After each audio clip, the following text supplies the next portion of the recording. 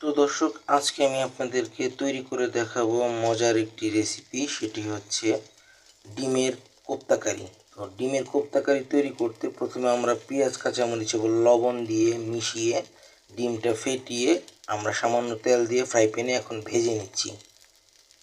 এরপর আমরা বাকি রান্নার প্রসেসে চলে যাব।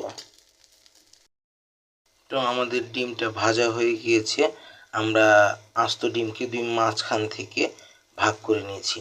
এখন আমরা বাকি উপকরণ দিয়ে মূল রান্নায় চলে যাব।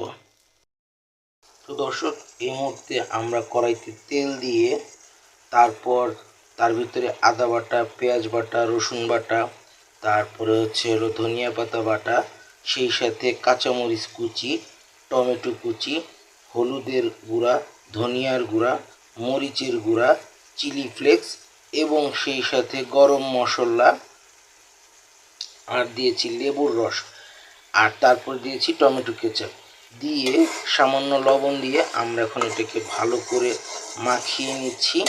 এরপরে আমরা এটার ভিতরে দিব সামান্য একটু বিট লবণ, জাস্ট টেস্ট আনার জন্য। তারপর আমরা এটাতে এখন আলু দিয়ে দিব। দেখতেই পাচ্ছেন মশলাটা কষে গিয়েছে, তেল উপরে ভেসে উঠেছে।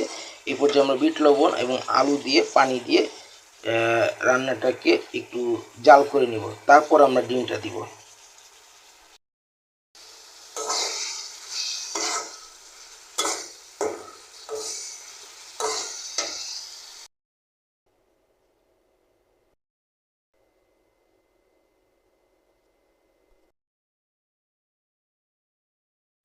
তো দর্শক, আমরা ঢাকনা তুলে পানি কমে আসাতে আমরা এখন ডিমগুলো দিয়ে দিয়েছি, ডিমের সেই স্লাইসগুলো।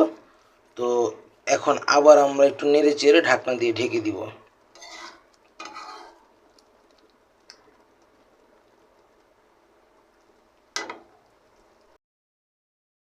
তো দর্শক, দেখতে পাচ্ছেন আমাদের রান্নাটা আমরা এখন দেখব হয়ে গিয়েছে কিনা। তো দেখতে পাচ্ছি আমরা হয়ে গিয়েছে। তো চুলার জালটা এখন বন্ধ করে দিব।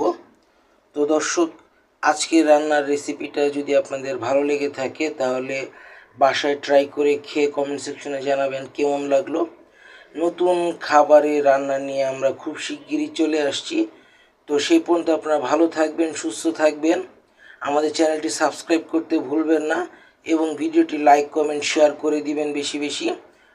তো সেই পর্যন্ত সুস্থ থাকুন। আসসালামু আলাইকুম, আল্লাহ হাফেজ, বিদায়।